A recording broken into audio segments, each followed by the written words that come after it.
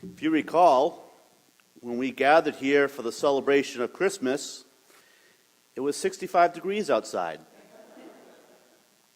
A little new twist to the title, Dante's Work, The Divine Comedy. He definitely has a sense of humor, that's for sure.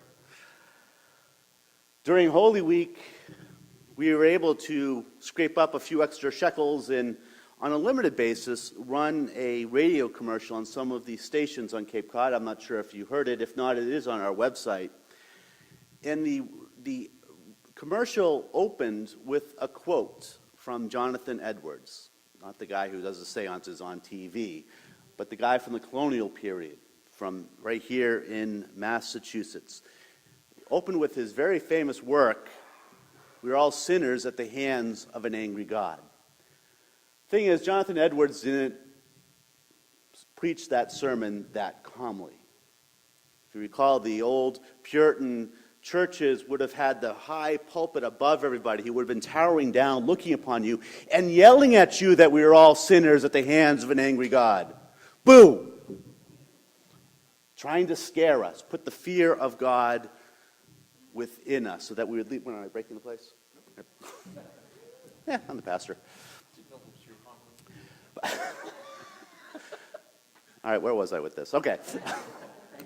Angry God, thank you. In many respects, that Puritan fear has crept into all our culture, particularly here in New England, but even beyond. That faith and religion, in perhaps a common mindset, is one of fear. That to be religious means we can't smile. Means we have to be very, very, very serious and worried about God. We're doing our confirmations today. How many of you grew up taught that one of the gifts of the Spirit was fear of the Lord? None of you? Okay, there we go. When I ask a question. Fear of the Lord. And that was changed, not because the gift changed, because our understanding changed. It wasn't to be fearful of God. It was to be in awe of God's majesty and the fact that this perfect God, the Alpha and the Omega, desired a relationship with us. Very different understanding of who God is. In fact, the more Catholic response, the more Catholic quote on our understanding of faith and religion and spirituality is what we can get from the words of Oscar Wilde. Every saint has a past, and every sinner has a future. A phrase that captures the mercy and the love of God. That presents a very different understanding of who He is. In the gospel reading today, we continue with John chapter 20. We heard the beginning of chapter 20 last Sunday for Easter Sunday. And we see the apostles in fear, don't we? We're told that they're where are they? They're right here. Out of fear of what had happened to Jesus and out of fear of what could happen to them, they were hiding. Doesn't fear do that to us? We hide. We hide from others, even our loved ones. We hide from ourselves in many respects. Fear paralyzes.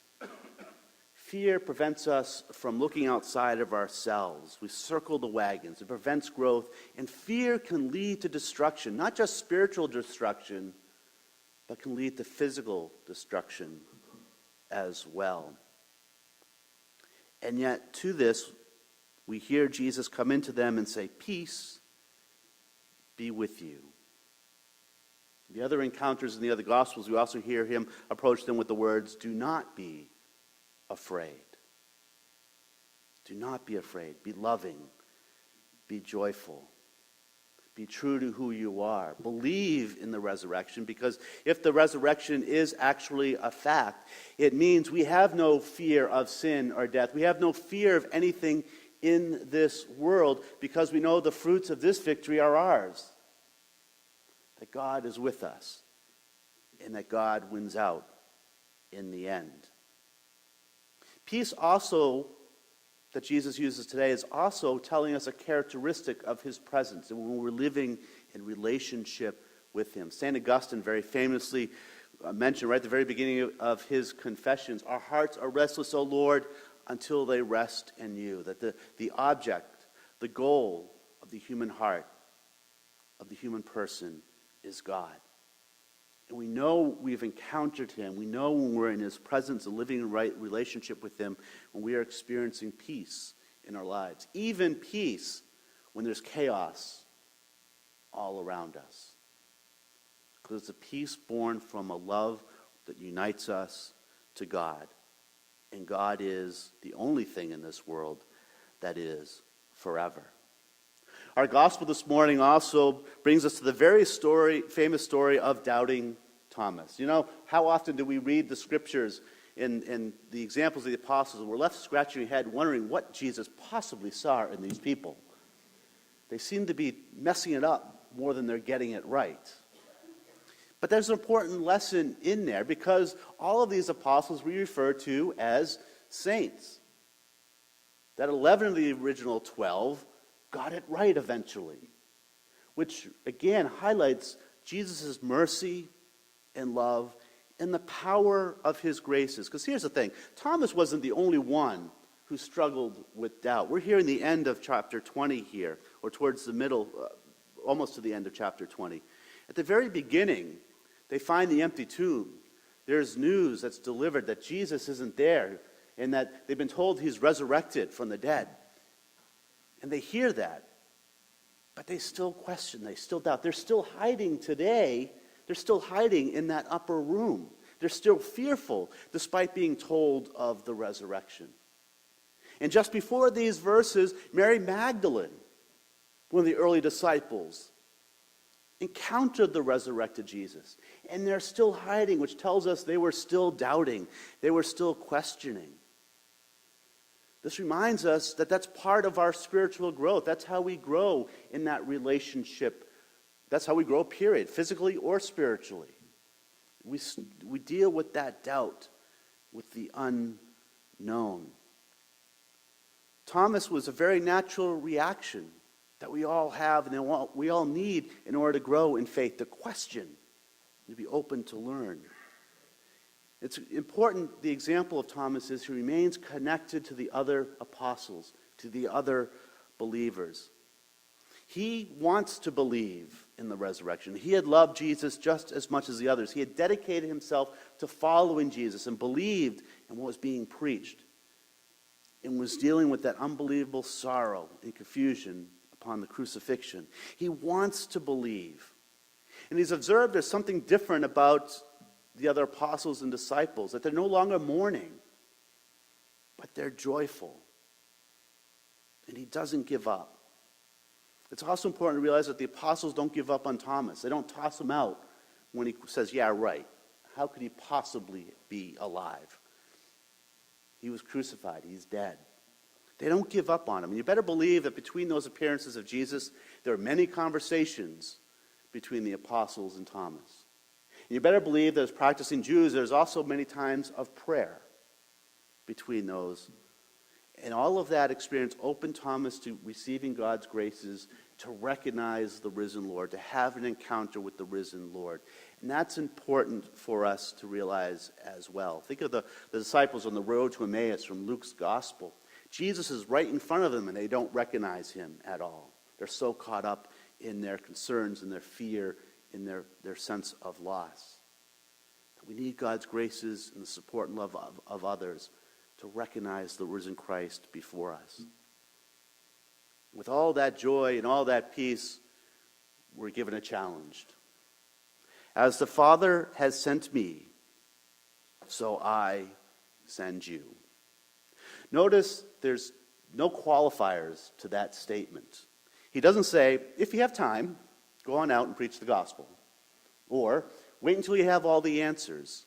Or, wait until you become saints. He sends us out in our doubt. He sends us out despite our questions and despite our sinfulness, despite our need to know further, to come to greater understanding. Because he realizes that each of us can bring the message of the gospel and the resurrection to others in the ways that no one else can. And recognizes that that message needs to continue to be sent out. Look around us. There's a few empty pews here this morning than there weren't last week. And in many of our conversations as a parish community, we've identified the need to bring more young families into church. And one of the reasons why we may not have young families come to church is we don't have the old families coming to church.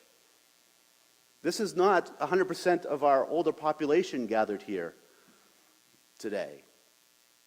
And as soon as we start coming up, well, illness in Florida and all that, stop. Now we're making excuses for not living the gospel, for not being sent out to invite others here. Because if you go out to some of the local establishments, you're going to find that population, aren't we?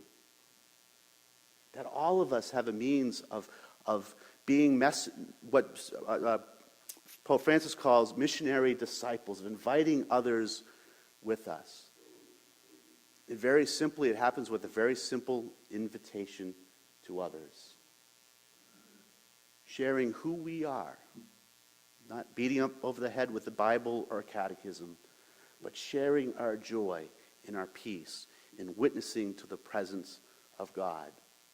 And recognizing that we gather here not as those who have all the answers, not holier than thou, not saints in our world, but we gather here as sinners, but sinners with a future.